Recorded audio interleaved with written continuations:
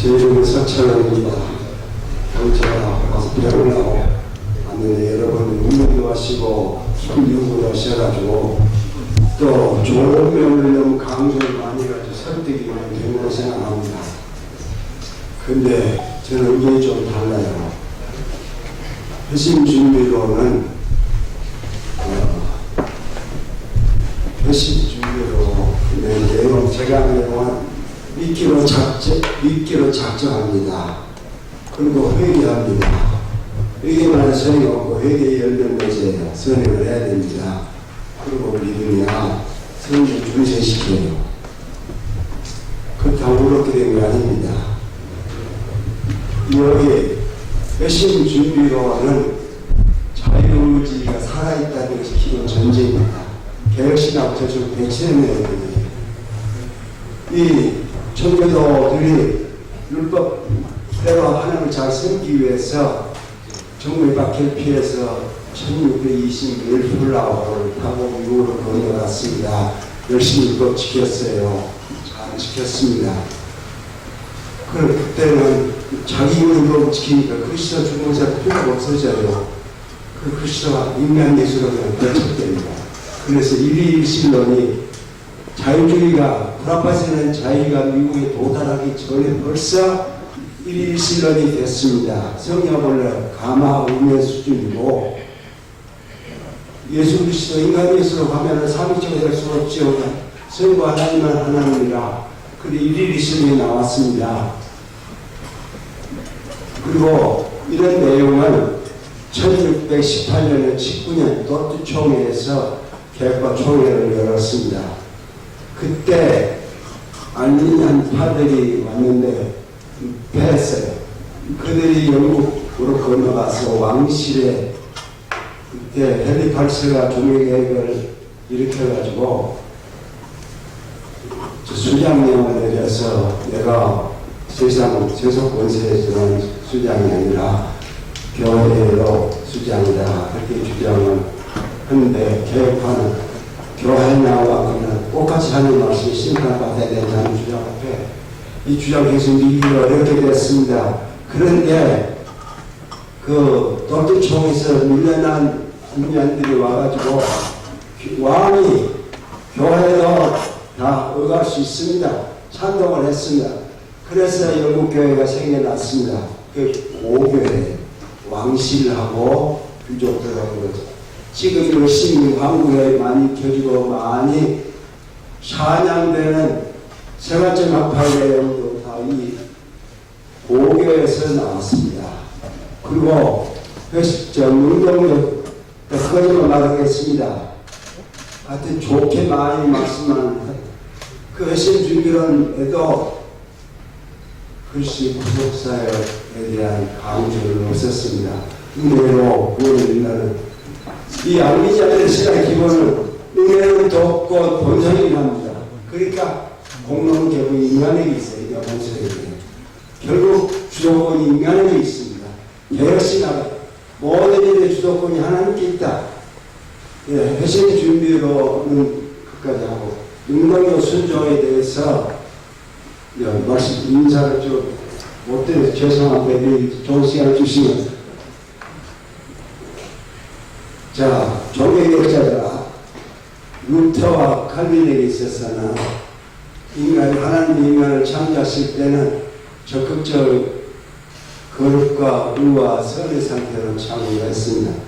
무슨 말이냐 완전하게 창조하셨다는 거죠. 그런데 문제는 19세기에 생겼습니다. 19세기에 이르러서 이신신교의 근거에서 신학을 정립하기 위해서 루터교와 개혁교가 동시에 일을 했습니다.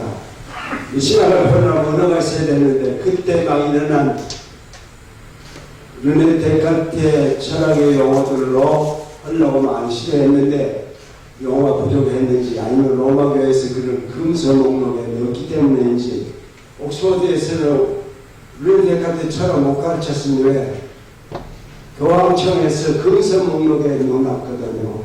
그러니까 못했는데 그러다가 결국 중세가 열심히 했던 토마스 토마스 아스가 완성을 했죠. 아리스토텔레스의 행위상학의 언어를 신학의 언어로 도입을 했습니다. 라틴어를 주로 쓰고, 그래서 17세기 신학자들이 대부분 라틴어로 글을 썼습니다. 그런데 그것까지만 하고 가는 게 아니라 인간론에 문제가 생겼습니다. 처음에 하나님부터 완전하게 창조하신 타락의 결과를 하나님 처음 창조로 대입을 했어요. 대역신학에서 17세기부터 인간의 처음 창조 상태가 임시이고 잠정적이고 파편적이다. 그렇게 됐습니다. 지금도 이 주장은 개혁신학에서 계속해요. 말투도 이 문제 해결하기 위해서 신학의 정리를 계속했습니다. 그렇게 일을 했는데 인간론의 문제가 생기니까 하나님 처음부터 인간을 완전하게 창조하신 게 아닙니다. 불완전하게 창조하셨어요. 그렇게 개혁신학에서 임시적으로 잠정되고 파편적으로 창조하셨다. 이게 완전해지려면 인간이 계명을 지켜서 그 계명을 완수하면 완전히 이루고 영생에 이르다. 그런데 불완전하게 창조한 아담이 어떻게 그 계명을 지키겠습니까? 실패했어요. 그 첫 계명은 선악과 계명입니다. 선악과 계명은 그런 계명이 아니고 하나님이 첫 언약을 잡으면서 인간을 자기 백성으로 삼으셨습니다. 언약은 하나님 백성 사람들의 약정이에요. 근데 1647년에 옥테르스가 언약신학이라는 책으로 아주 중요한 개혁신학의 교리를 세웠습니다. 행위는 아니냐. 성경에 없는 내용인데 이걸 세웠어요. 그래가지고 첫 아담이 실패하니까 둘째 언약은 은혜언약이라고 하죠. 그리스도에게 그 계명을 순종함으로 완전하게 되는 책임을 지우셨어요. 그러니까 그리스도를 오셔서 십자가에 죽고 죽으심으로 그건 왜 피동력 순종이냐. 하나님의 작정으로 이루어졌으니까 피동력 순종이다. 그러나 그리스도 율법자로서 율법을 지킬 의무가 없지만 율법을 지켰으니까 능동적 순종이다. 그 율법을 잘 지킴으로 우리가 완전해지도록 영생에 이르도록 하셨다. 성경에 그런 내용이 어디 있습니까? 신학은 완전한 게 아닙니다. 어느 신학도 완전한 신학이 없습니다. 모든 신학이 집합하는 성경입니다. 우리가 신지식을 성경에서 얻을 뿐만 아니라 그 신학이 바른 신학이 아니냐는 성경이 결정합니다. 내가 하나님에 있을 때에요, 헬가에게 항의를 했습니다. 그래, 헬만 바비크가 개혁신학의 완성자라고 하니 없다고 신학을 쓸 수 있냐고. 그러니까 헬가가 나한테 항의를, 그 항의에 대해서 변명하고 그러지 않고 양해를 구해요. 어느 신학도 완전한 신학이 없다. 칼빈이나 루터라도 완전한 신학이냐. 성경만큼 완전한 신학 아무데도 없다. 그렇게 말하더라고요. 그래서 내가 이를 제기하지 않았습니다. 바로 진리를 말했으니까. 그래서 그리스도가 이 신학 내용이 17세기에 그리스도가 처음에는 죄의 값을 갚으시기 위해 십자가의 죽으심으로 다 해결하기 위해서 오셨는데, 자, 오해 같은 사람은 그렇게 십자가의 죽음으로 죄만 해결하려고 했으면 얼마나 그렇게 오래 살 필요가 있었냐. 율법을 순종하기 위해서 오래 사셨다. 그 율법을 순종함으로 율법을 순종함으로 얻어서 그게 우리에게 나눠주는 용서에 이르다.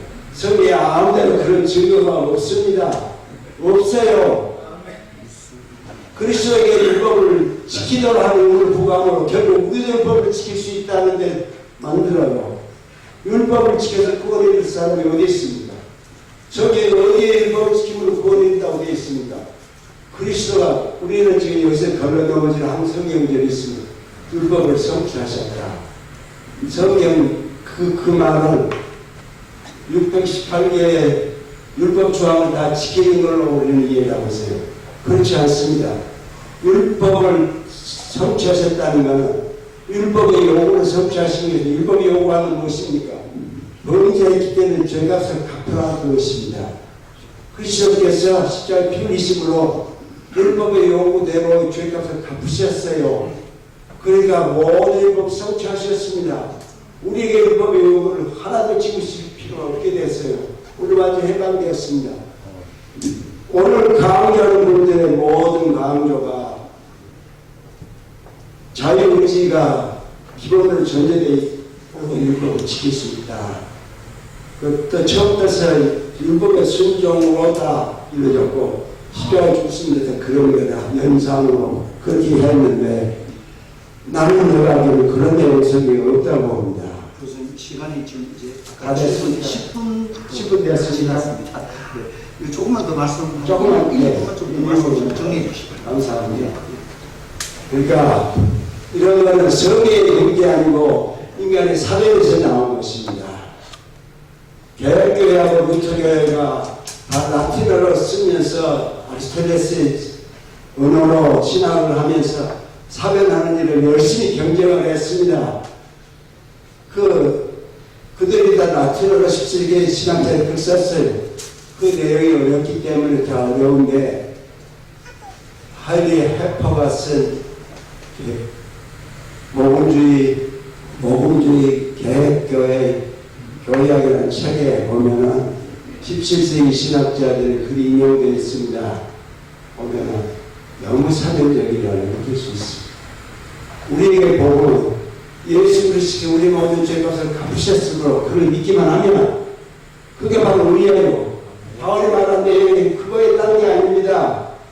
피의 의가 있다고 그랬어요. 그리스도 피 흘려서 우리 죄값을 갚으심으로 우리가 의롭게 믿기만 하면 의롭게 됐습니다. 율법의 모든 요구가 없어지게 됐습니다. 율법을 지키면 인간의 능력이 합당하고 가능하다는 데 기록이 되어 있고 자연이 내가 나를 구원했을 때 이르게 되는 거예요. 그 다음 기회는 자유신앙으로 가는 것입니다. 난 오늘 우리 한 목사님 그렇게 설교하실 줄 몰랐습니다. 내년에도 이런 총회를 회의하면 그런 담대한 큰 설교를 듣기로 너무너무 감사합니다. 감사합니다. 네, 우리 발제자들 나오시겠습니다. 이제 질의응답 시간을 가지도록 하겠습니다. 지금 이후에도 이 장소에 다른 회의가 예정되어 있기 때문에 우리가 이 장소를 한정지서 수록하는 것에 대해서 양해를 구하고 서수령 박사님께서 오셔서 또 본인의 의견을 진술해 준 것에 대해서 고맙게 생각을 합니다. 지금 우리는 내신 준비론과 능동적 순종 두 주제를 다루었는데 질문을 하실 분은 손을 들어주시면 제가 지명을 할 수 있도록 그렇게 하겠고요. 손 내주십시오. 그 다음에 질문을 할 수도 있습니다. 누구에게 답변해달라고 할 수도 있고 질문을 하지 않으셔도 됩니다. 본인의 의견을 진술하시는 것도 제가 허락하겠습니다. 아시겠죠? 그런데 공이 3분을 넘기지 않고 그렇게 해서 왜냐하면 그래야 조금이라도 더 많은 분들이 이 주제에 대해서 이야기를 할 수 있기 때문에 그렇습니다. 그래서 이제 효과적인 진행을 위해서 먼저 순서대로 개신 준비론에 관한 질문을 먼저 받고 왜냐하면 질문들이 막 서로 엉켜버리면 저희가 좀 효과적이지 않다고 생각되기 때문에 그렇습니다. 먼저 개신 준비론에 관한 질문을 손을 들어서 해주시고 타이밍은 제가 3분으로 그렇게 할 수 있도록 그렇게 하겠습니다. 네, 말씀하십시오. 누군지를 말씀하시고 질문해 주시면 보겠습니다. 네. 질문하고 일어서서 세양장학회 주기수 목사입니다. 네, 오늘 김연한 우리 교수님 또 성공한 목사님 또 강의 잘 듣고 또 좋은 그런 내용들을 다 설명을 하는데 몇 가지 제가 보는 것은 지금 회신준비론을 할 때 첫 번째는 회신준비론을 말할 때 우리가 그것이 만약에 이렇게 된다면 소명 이전에 회신 준비를 놓고 소명을 놓고 그 다음에 중생하고 이런 방식으로 다시 구원의 서정을 바꿔야 되는 게 첫 번째 질문이에요. 이런 부분들하고 두 번째는 뭐냐면 우리가 소명이라고 말을 하면 성령의 내적 부르심이라고 해서 그게 성령의 역사가 우리를 그거에 안에 다 포함되어 있다고 저는 지금 그렇게 생각을 하는데 여기서 다른 게 뭐냐면 율법의 선포라는 것이 다른 거예요. 제가 이제 느끼기에 그래서 이제 우리 교수님이나 목사님이 이렇게 표현할 때 율법을 선포해서 복음을 선포하기 전에 율법을 선포한 다음에 그들이 두렵고 떨림을 얻고 지옥의 그 두려움을 갖게 해서 복음을 선포하고 구원받는다. 이렇게 제가 이제 책을 읽으면서 그런 느낌들을 받아서 그럼 성경 어디에 그런 바울의 선포들이 있는가 저는 못 봤거든요. 사실 전도를 하는데 바울이 먼저 율법을 선포한 다음에 그들이 두렵고 떨린 다음에 그들이 복음을 전해서 구원 이르렀다. 저는 그런 본 적이 없어요. 이제 비거 세대하는 것들을 하고 그다음에 너무 많이 하시면 안 된다. 네, 두 가지만 두 가지만 할까요?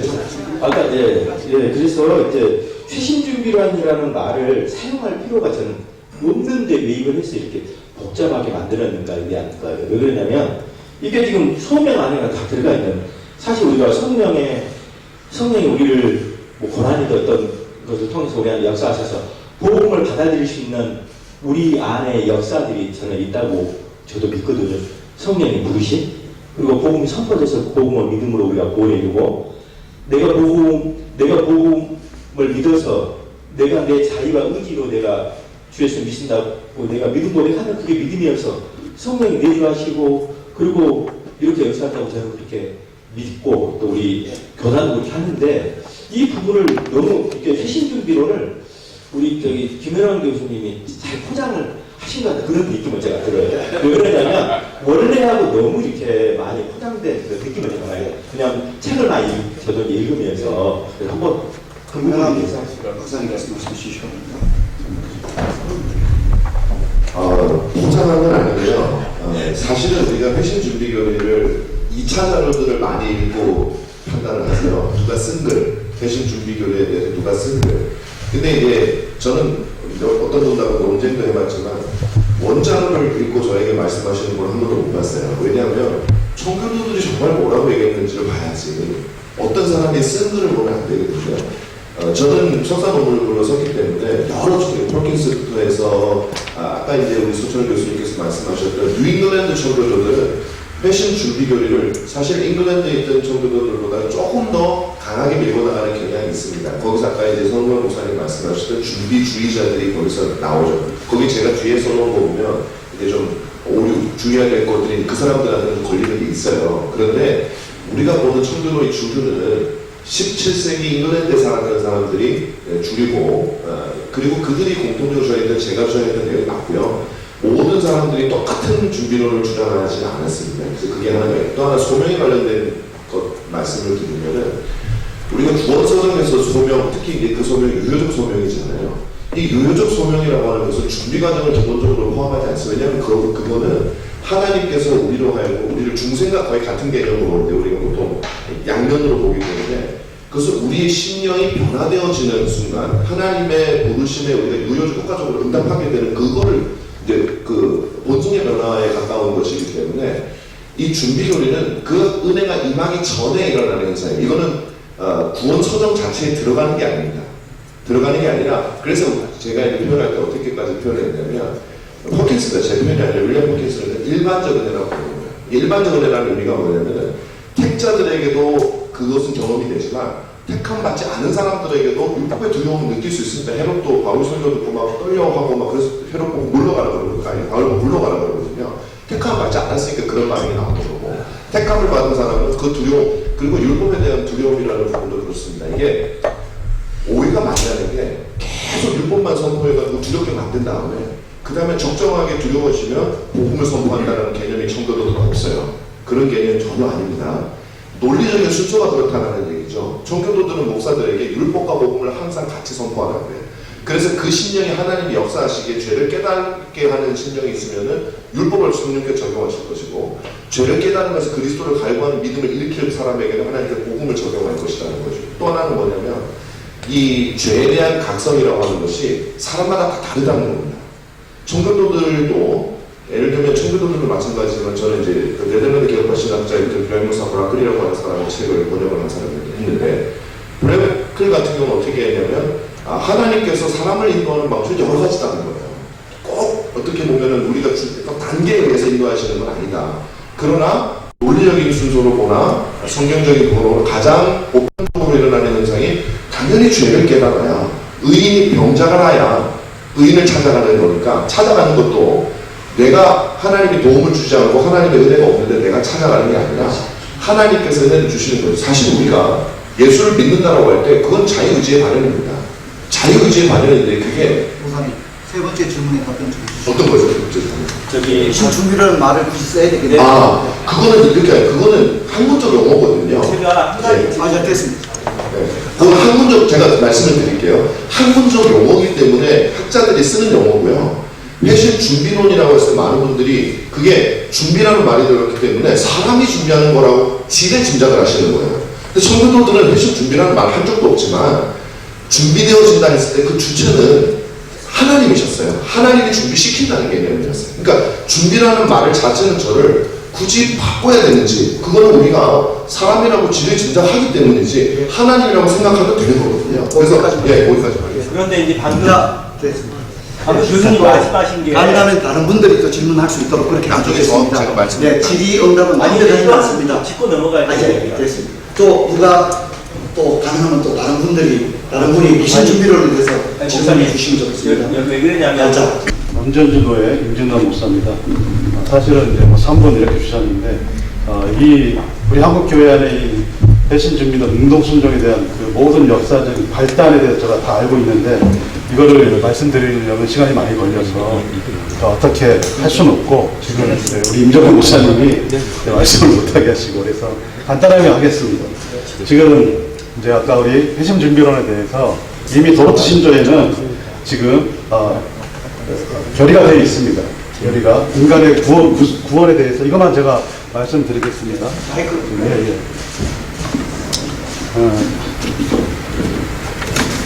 제3사적 교류조와 인간의 타락과 하나님을 향한 회심 그 방식이 나와요.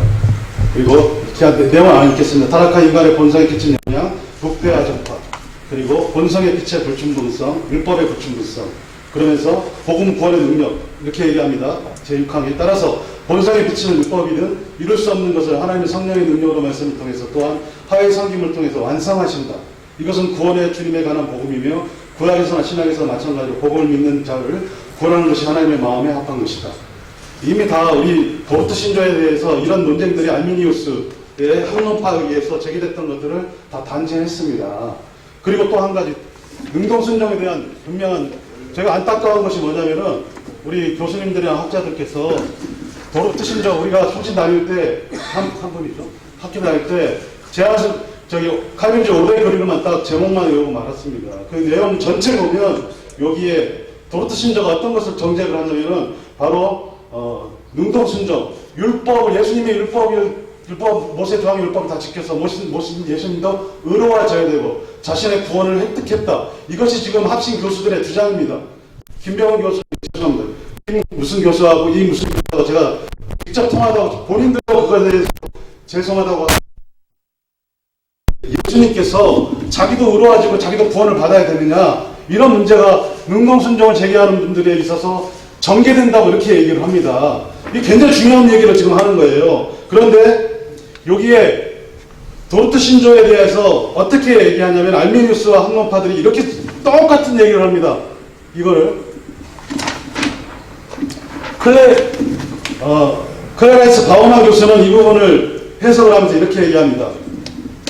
이 부분만 읽고 마치겠습니다.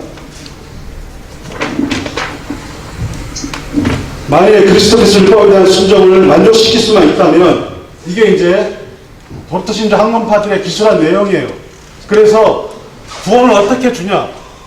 알미니우스 학문파들이 이렇게 얘기를 하죠. 우리가 구원 율법을 다 지킬 수가 없으니까 예수님께서 자신의 아들 예수를 통해서 율법을 다 지키게 하고 그것을 의로 여기셔가지고 공의로 만족하게 했다. 그래서 그 믿음이라는 방식을 통해서 믿으면 예수의 율법에 의해 전가가 우리한테 전가되는 거다. 이렇게 얘기를 하고 있는 거예요.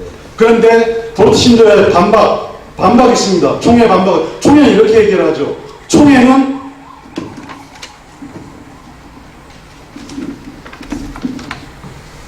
반박. 이 주장은 성경과 모순된다. 그리스도 예수 안에 있는 구속으로 말미암아 하나님의 은혜로 값없이 의롭다함을 얻은 자가 되었느니라. 이 예수를 하나님의 그의 피로 인하여 믿음으로 말미암는 화목제물로 세우셨으니 이는 하나님께서 길이 참으시는 중에 죄를 간과하심으로 자기의 의로심을 나타내심이라.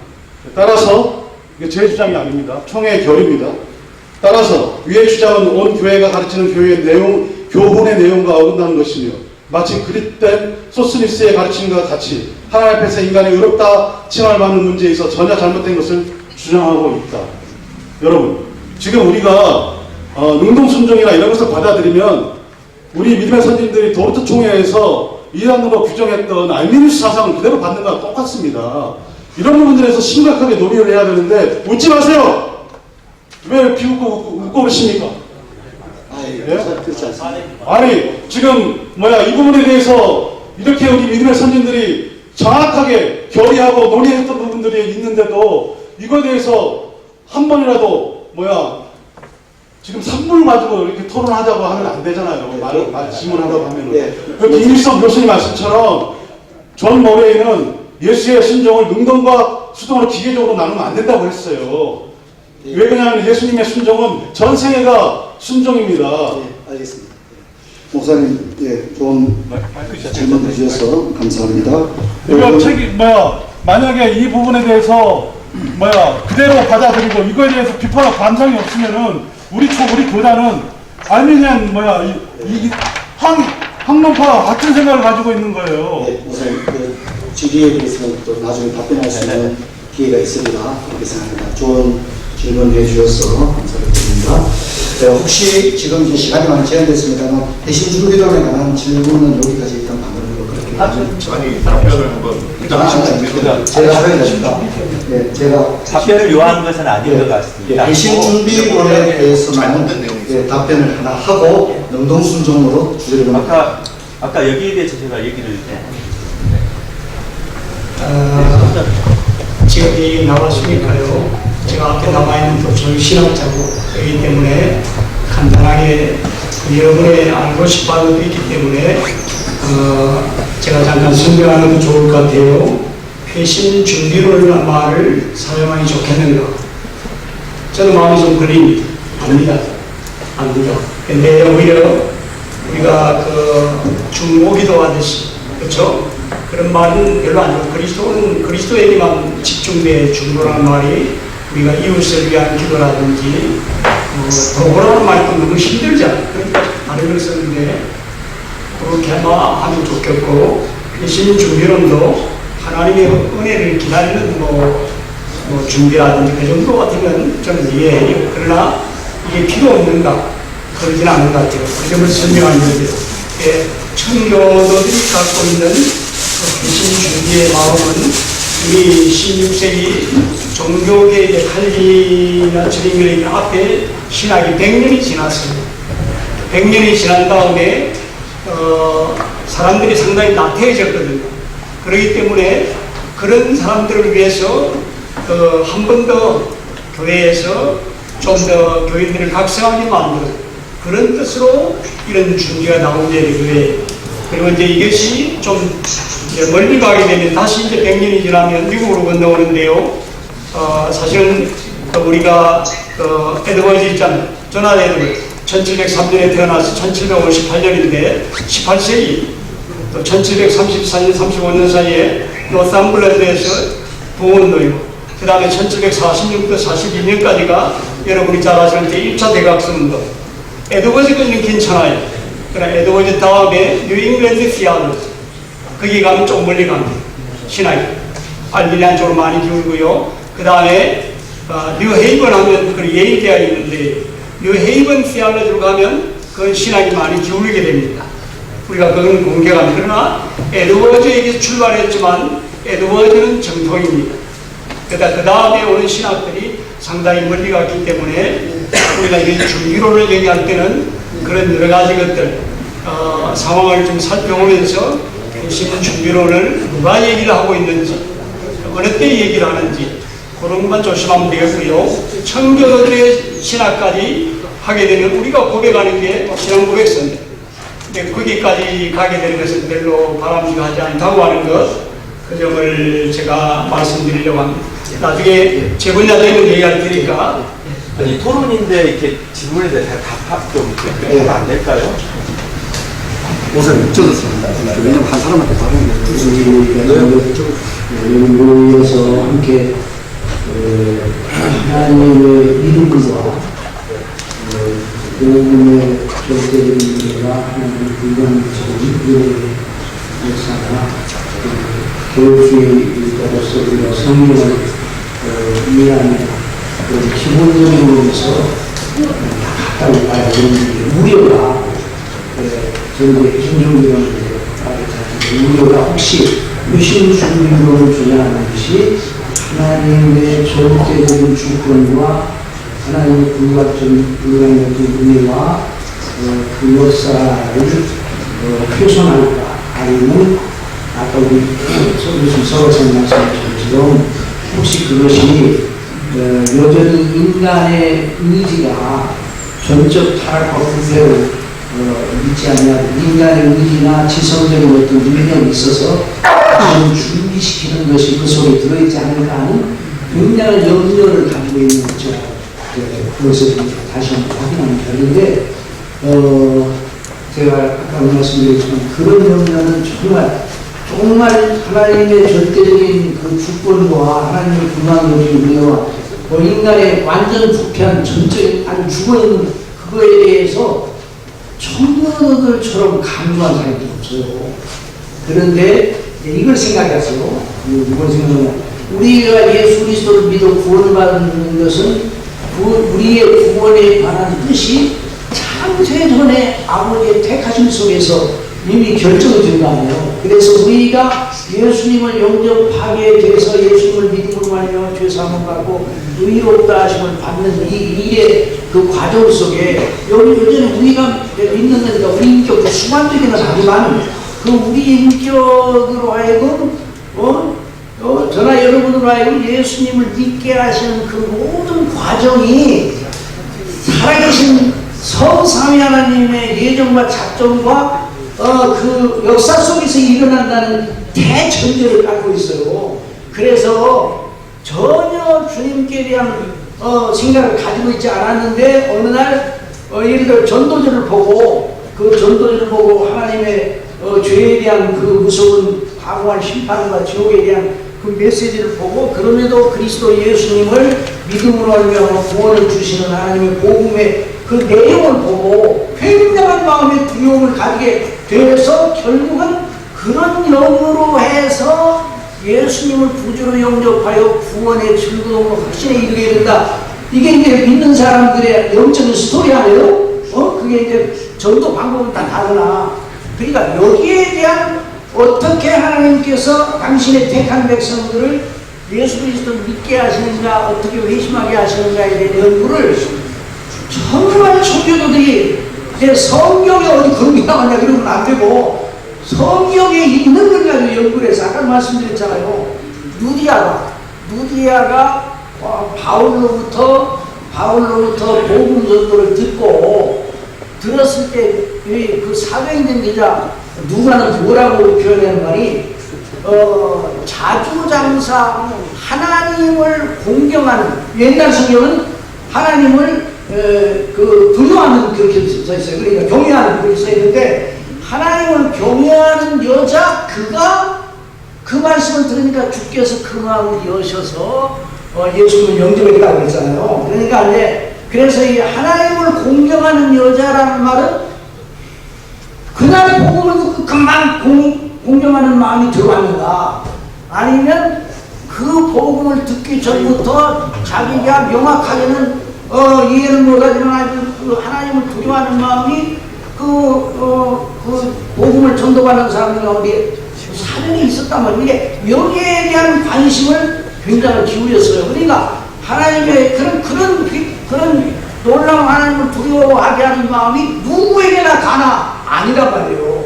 하나님의 택한 백성들을 향하여 성령께서 역사하시고 그런데 그런 역사를 어떻게 하시는가에 대한 세부적인 방안에 대한 사람마다 달라요. 하나님은 역사니까, 그 신비로운 일이니까.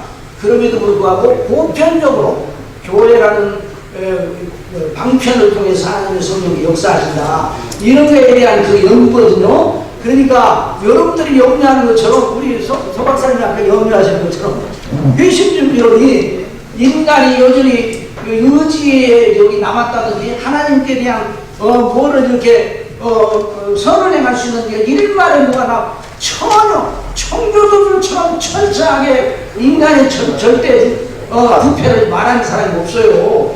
그런데 성령께서 역사하셔서 그들의 그 영혼에 성령께서 다출해서 그들이 죄에 대한 각성을 받고 두려움, 지옥에 대한 두려움, 그리고 그거는 받기는 받아요. 어떻게 받나 여기에 대한 그게 이제 존 번연의 철로역정에서 나와 있지 않습니까? 이런 걸 말하는 게 여러분들이 염려하는 것이 여러분들이 염려의 동의는 너무너무 동감해요. 그러니까 여기 회심준비론이 그래서 제가 이제 그 용도에 대해서 이걸 율법주의로 사용하면 안 되고 종교들이 말하는 회심준비론을 회심을 위하여 자신을 준비하는 율법주의로 착각하지 말고 오직 복음의 은혜의 영광의 깊이와 높이와 넓이를 더 알게 하시는 성령의 은혜의 방식을 존중하고 순종한 종의 교리다. 난 이렇게 생각을 했어요.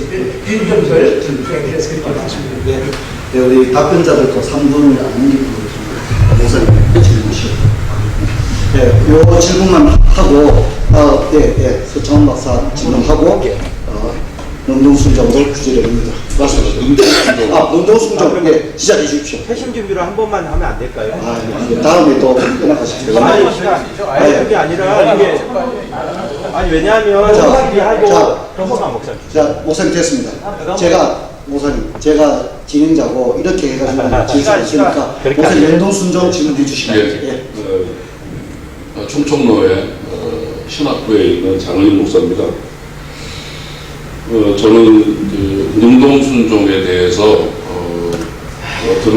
조사하면서 저희 선생님들이 다 능동순종을 지지하는 분들이라는 것을 최근에 알게 됐습니다. 그래서 보니까 결국에 능동순종이라고 하는 이 용어 자체가 16세기 또 17세기의 그 반율법주의적인 그런 배경 가운데 나왔다고 보고, 그러면 이제 1600년대 17세기 초반에 나왔던 그런 총회의 결의라든가 그런 것들을 보니까 능동 또는 온전한이라고 하는 말을 일부러 쓴 거 보니까 율법을 지켜야 된다고 하는 그런 의도가 담겨 있다고 보고요.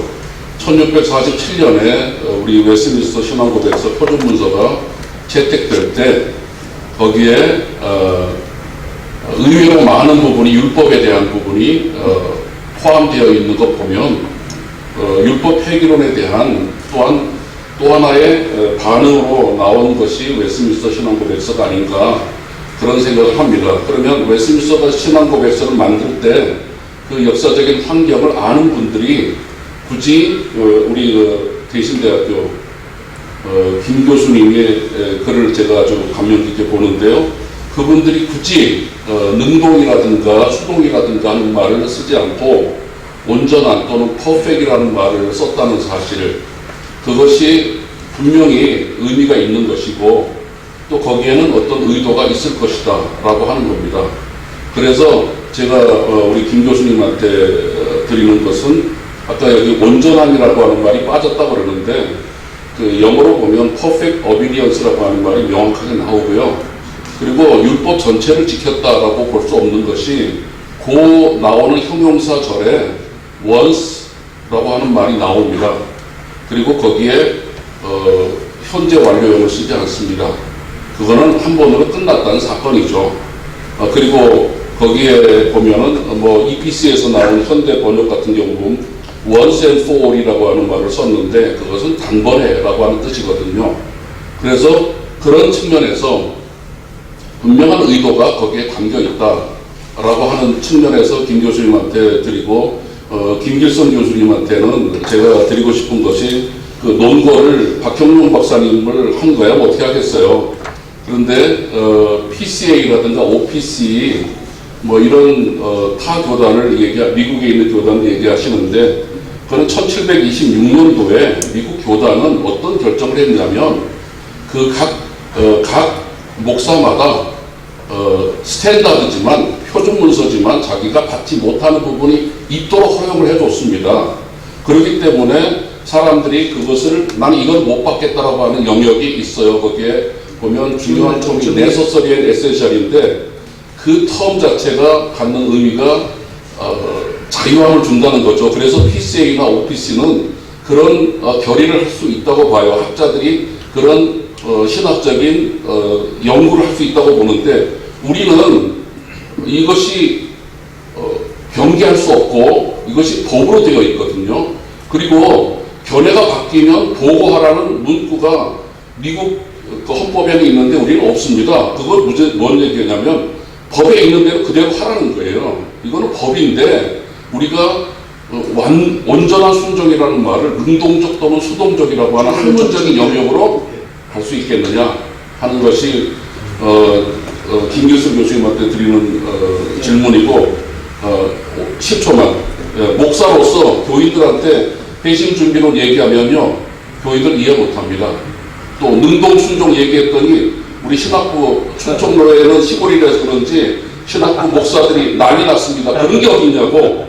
그러니까 용어 선택을 왜 그렇게 하는지, 웨스트민스터 신앙고백서가 온전함이라고 했다면 거기에 분명한 의도가 있다 하는 것입니다. 네, 먼저 김찬영 박사가 답변하겠습니다. 예, 몇 가지 오해가 생겼습니다.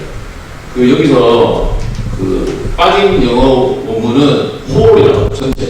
그러니까 신앙고백서 작성자들이 명백하게 능동인과 순종을 포괄하는 용어로서 whole obedience라는 말 가운데서 whole이라는 말이 빠졌어요. 그러니까 perfect, 그러니까 완전한 순종, 어떤 정도냐 율법을 완벽하게 지켰다라는 의미에서 perfect라는 말이 붙은 게 아니고, 능동과 순종을 포괄하는 용어로서 전체를 가리키는 전체 순종이라고 총회회록에 있거든요. 총회회록의 전체 순종이라는 말이 능동과 순종을 포괄하는 용어인데, 그 whole obedience라는 말에서 whole이라는 말을 포함해서 whole obedience라는 말을 쓰기로, 제가 이제 발표한 것처럼 쓰기로 결정했는데, 실제로 신앙고백서에 작성된 말은 whole이라는 말이 범위에 관해서 애매모호하게 어쨌든 그런 진술이 우리 신앙고백서에 반영된 거예요. 근데 perfect에 있어서 바뀐 건 아니고, 그러니까 예수님께서 그 의로운 행위로 말미암아서 성취한 그 순종은 완벽하다, 율법에 대한 요구를 완벽하게 이루었다라는 부분에서 변화가 없는데, 범위에 관해 있어서는 그 신앙고백 작성자 회의에서는 명백하게 순종과 수동과 능동을 포괄하는 용어로서 전체라는 말을 절대 다수가 찬성을 합니다. 절대 다수가 찬성을 하고, 그건 역사적 팩트예요. 절대 다수가 찬성을 하는데, 실제 신앙고백서에는 whole이라는 말이 빠지거든요. whole이가 빠졌는데 왜 빠졌느냐? 그 사실 신학적 우리가 추론을 해야 되고, 제가 보기에는 전체 행위언약적인 그리고 언약적인 웨스트민스터 신앙고백서 이해와 그에 대한 여러 가지 것들을 생각했을 때는 아마 여전히 내용상 그 표현 whole이라는 말이 빠졌지만, 그건 제가 제 글에서 다뤘다고 생각하고, 빠졌지만 그런 의미를 여전히 담고 있다 이렇게 얘기를 하고, 사실 능동적 순종이라는 말이 김기성 교수님께서 말씀하신 것처럼 사실은 일반 성도들이 얘기하면 아마 오해할 거라고 생각합니다. 왜냐하면 제율법에 대한 이해도 그렇고 익숙하지 않지만, 사실은 그런 현상은 사실 오늘날 우리 교회가 사실은 예전에 비해서 초교도나 이런 사람들에 비해서 사실 성경에 대한 이해나 신학적 이해가 너무나 일천하기 때문이라고 생각하거든요. 안타깝게. 그러니까 충분히 사실은 그게 이제 성경의 용어도 북한이 가르치고 신학들을 잘 가르치고 한다면, 저는 그 연구를 준비하면서는 역사적으로는 칼빈이나 적어도 웨스트민스터 우리가 교단의 어떤 굉장히 중요한 신학적인 역사적 문서로 하는 웨스트민스터 신학고백서와 일치한다라는 것은 분명한 사실이다 이렇게 얘기합니다. 우리 교단 헌법에는 보존함이 있어요. 네, 오케이. 자, 이번에 김길성 교수님이 답변하도록 하겠습니다. 그게 논의가 많이 날 거는 맞고요. 근데 신앙고백서를 대하는 태도를 잠깐 이제 장로님이 말씀했는데, 미국 교단의 같은 경우에는 여러분 잘 아시는 대로 우리가 노예가 출발할 때 1706년, 그 다음에 1716년 되면 대회가 만들어지고요. 다시 1729년이 되면 웨스트민스터 신앙고백서를 신앙고백으로 받았습니다. 그게 이제 그것이 엄격한 신앙고백이고, 아니면 것은 혼란의 의지가 있기 때문에 그 다음에 오는 1730년이라든지 1734년에 논의가 있기 때문에 어떤 사람은 상당히 엄격한 그러지 않게 받았다는 것이 미국. 미국의 대체로 미국의 BCUSA, 지금은 남장로교 북장로 합쳐가지고 1983년에 합쳤는데요. 남북장로 합쳐서 BCUSA라고 부르는데 거기에서는 많이 열어 나왔습니다. 그래서 여성 인직이라든지 상당히 다른 것들이 많이 들어왔습니다. 그러나 미국의 OBC나 BC는 열어놓은 거 아닙니다. 그러니까 대부분의 교수님들이나 아직도 앞장선 사람들이 상당히 그 안에 문제가 생길 때, 교단 안에 신학적인 문제가 생길 때는 바로 우리는 12신조까지 있습니다. 그러나 미국 같은 경우에는 웨스트민스 신앙고백서와 대소요리문답에 들어가서 문제를 따진다고 하니까 그 점을 제가 말씀드릴 수 있고요. 아직도 그것이 매우 중요합니다. 그리고 왜 이게 중요하냐면 미국에 사용하고 있는 PCA, 미국 장로교의 남장로교의 주기인데 PCA 교단에서 쓰는 원문을 우리가 씁니다. 그리고 스코틀랜드 원문을 따라 쓰지만은 PCA 원문이 우리 원문이고 33장까지. 그 다음에 성경 구절은 OBC가 사용하는 것을 우리가 받았습니다. 그렇기 때문에 PCA와 OBC는 뗄래야 뗄 수 없는, 그러나 신앙 고백은 우리 교단이 하는 것처럼 상당히 엄격하다고 하는 것 말씀드릴 수 있고요. 아까 미국의 거기 청교도로 돌아가가지고 1643년부터 시작해가지고 스코틀랜드가 받은 데가 1647년이기 때문에 저는 그대로 봤습니다. 원문을 받을 때는 1647년 스코틀랜드 의회가 받은 원문을 그대로 받는 거죠. 그래서 거기 이제 사실은 그게 논의가 되기 전에 벌써 영국 교회이기 때문에 영국에 우리하고 가장 가까운 39개 정도 옹그란 칼빈주의인데 그것을 하다 보니까 여기까지 온 거예요. 나중에 그거 대신에 새로운 걸 만들자 얘기고 열심히 신앙고백서와 대소요리문답을 만들었는데 39개 전 논의할 때는 온전히 있었습니다. 그러나 실제로 나중에 들어올 때는 신앙고백서에는 들어오지 않았습니다. 그건 이제 학자들 사이, 예를 들면 제프리 주 같은 교수님들은 그래도 그게 들어온 거나 마찬가지다. 상당히 그렇게 얘기하고 윌 바크 같은 교수님들은 그렇게 안 봐요. 그래서 아마 상대방을 배려하는 것이 아니겠는가. 그러니까 양쪽에 논의가 있으니까 그거는 열어놓으십시오. 지금 현재로 없어도 문제된 거 아니거든. 우리 신앙고백서는 어떻게 되어 있냐면 그리스도의 순종과 죽음이라고 했습니다. 그것이 우리에게 바로 우리의 모든 그게 구원과 연결되어 있답니다. 그러니까 그리스도의 죽음도 중요하지만은 전 세계가 바로 죽음에 직결되어 있다. 그리고 전 세계는 갈라디아 자꾸 성경 구절이 없다고 하시는데 아닙니다. 갈라디아 4장 4절에 보십시오. 하나님이 때가 참에 하나님이 자기 아들을 보내서 어디에 여자에게 태어나게 하시고 율법 아래 일생이 율법 아래 그리고 여기 말하는 율법은 물론 그 당시 모세이지만은 아담과의 관계되어 있던 바로 하나님의 뜻에 대한 우리가 죄를 얘기할 때는 모세 그런 게 아니잖아요. 죄가 뭐예요? 하나님의 법에 대한 위반이거든. 하나님이 하라고 하는 것을 하지 않거나 하나님이 하지 말라고 하는 것을 하게 되는 거죠. 이게 우리가 소요리문답에 우리가 열심히 신앙고의 33장이고 대요리문답이 196문이고 107문이 소요리문답이에요. 저는 목사이기 때문에 어릴 때부터 107문 외우는 자라서 매우 그때 익숙하기 때문에 내용을 잘할 수 있죠. 그러니까 우리가 그리스도의 순종이 우리의 구원과 직결 안 됐다든지 그런 것들은 많이 적혀 있잖아요. 그러니까 그거 잡지 말고 그러나 문제를 지적하는 것은 서 교수님 지적할 만해요. 내가 압니다. 그건 합신이나 고신 교수님들 중에 혹시라도 이걸 분리하게 되니까 그렇죠? 우리가 예수를 믿음으로 구원받고 그리스도의 피 흘리시고 나중에 또 순종하심으로 말미암아 그게 영생을 받았다고 하니까 거기는 문제가 있다. 그러나 그거 하면서 그거 하면서 친위에 돌아갔는데 친위를 여러분 잘 보세요. 친위를 보면 박영용 박사님은 물론 바빈크나 불법 몇 번 얘기를 하지만 친위의 내용이 죄사함과 영생으로 되어 있어요. 나는 그게 옳지 않다고 생각합니다. 그러니까 칭이라는 게 뭐예요? 의롭다고 칭하심이잖아요. 의롭다고 우리를 선언하심이잖아요. 그렇기 때문에 사실은 칭의 내용은 그게 죄사함과 그리스도의 의의 증가지. 다른 말로 하면 그리스도의 의의 증가가 뭐냐면, 그러니까 우리가 그리스도의 그게 순종과 기울이심으로 우리가 이미 구원받은 거예요. 그러니까 다른 말 하면 안 된단 말이에요. 그 다음에 그게 구원 외에 우리가 수양을 얘기할 때는 하나님의 자녀되고, 그 다음에 영생의 우사대 영생이라고 할 때는 수양에 붙어야 돼요. 그러니까 우리 조직 신학이 아직도 좀 정리 안 된 부분이 있으니까, 제 글에 있으니까 여러분이 조심스럽게 보면 좋겠습니다. 죄송합니다.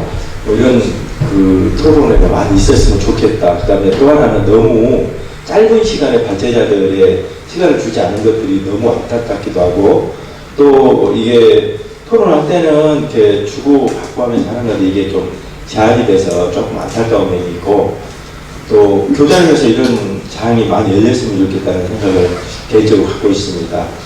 능동순종에 대해서 제가 이제 완전한 순종을 제가 이제 저는 믿습니다. 그러나 이 완전한 순종이 그리스도 율법을 지키는 완전한 순종이라고는 저는 그거 부정합니다. 그리스도께서 성육신하시고 그가 고난받으시고 여기 이 땅에 오셔서 모든 것을 하신 것에 대한 그 구속에 대한 완전한 순종이라고 저는 그렇게 이해를 했고, 그 다음에 성경에서도 율법의 의에 대해서 율법 외에 다른 의라고 그리스도에 대해서 거기서 말하는 게 속량이라는 말로서 표현을 해서 바울 신학에서는 이걸 너무 강조하고 있다 이렇게 생각이 되고, 그 다음 또 하나는 능동순종에서는 예를 수동순종은 제사함을 가져오고, 능동순종은 의를 획득하여서 영생권을 가져서 영생을 우리에게 하셨다, 성장해 주셨다, 이런 교리로 이제 그렇게 지금 개인을 하고 있지 않습니까? 그럼 제가 이제 첫 번째는 이 그리스도 능동순종이 가져오는 그 의의 획득이 저는 성경 아무리 찾아봐도 없어요. 그래서 그리스도의 이제 로마서 우리가 의롭다 하심의 근거가 예수 그리스도 안에서는 성장할 힘입어서 로마서 3장 5장에 보니까 의롭다 하심을 받았다. 그리스도께서 율법을 다 지켜서 그 율법을 지킨 의를 우리가 선사해서 구원받았다는 얘기는 제가 못 봤거든요. 그 다음 또 하나는 로마 3장 21절 율법과는 상관이 없는 하나님의 의가 나타났다고 얘기를 해요. 이 말을 저는 이렇게 이해해요. 우리가 율법을 지켜서 구원받을 수 없다는 걸 말하기도 하지만 그리스도께서 율법을 다 지킨 그 의를 우리에게 주어서 의가 됐다고 저는 그렇게 그것도 부정한 거라고 저는 생각하거든요. 이 본문에서. 또 하나는 그렇게 될 때 성경에서 말하는 만약에 율법을 다 지킨 의가 있고 그리스도가 만약에 오늘 바울이 말했던 것처럼 속량, 제사함이 죄가 없게 되니까 그게 우리가 의롭게 됨이고 속죄가 의고 그 의롭게 됨이 바로 칭의의 근거죠. 우리가 칭의 받고 이렇게 하는 것인데 이거 말고 그럼 성경에서는 두 가지 의에 대해서는 어떻게 설명하라고 이걸 내가 교회에서 이렇게 설명하고 신학적으로 정리해야 되는지에 대한 굉장히 난해한 문제가 남거든요. 네, 이 부분에 대해서. 네, 여기에 대해서 능동순종 다루신 분들께서 답변을 듣도록 하겠습니다.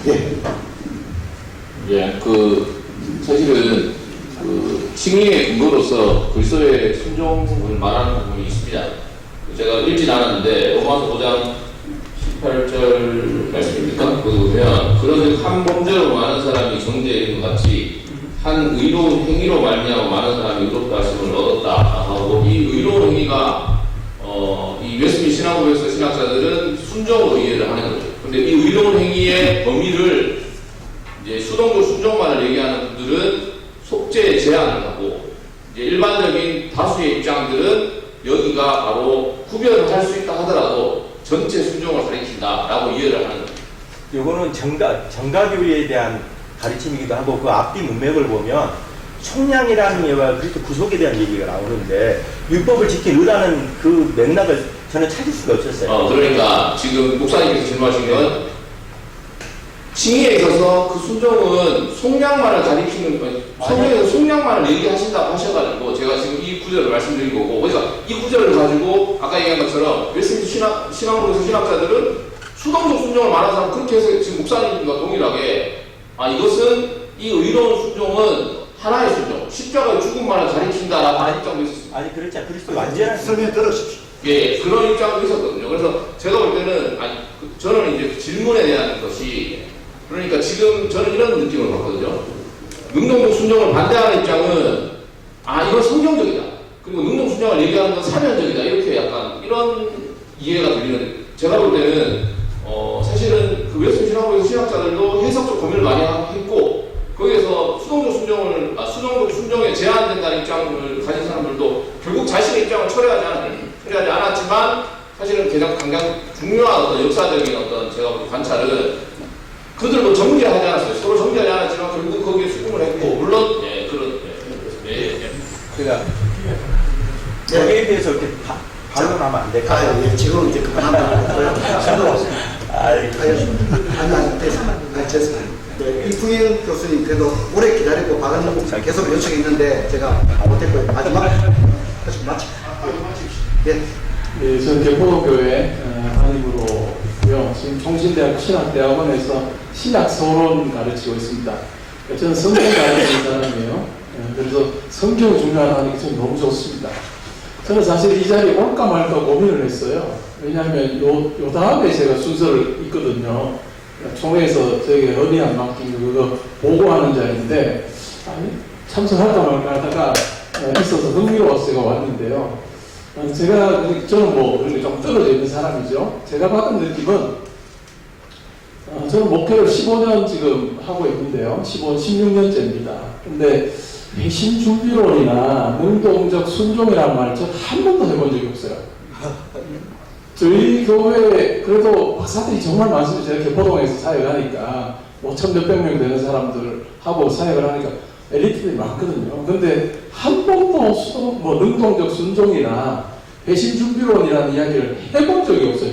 그러면서 제가 오늘 배운 것은 정교도 신학 안에서 이런 이야기가 있었구나.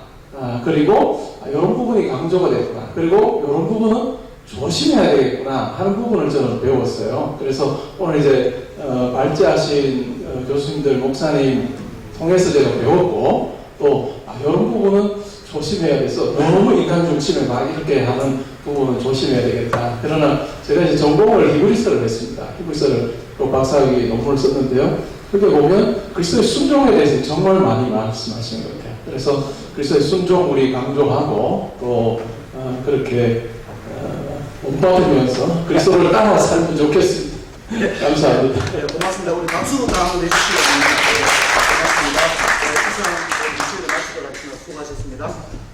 네, 신학부 실행위원들은 이쪽 찬양대석에 모여주시기 바랍니다.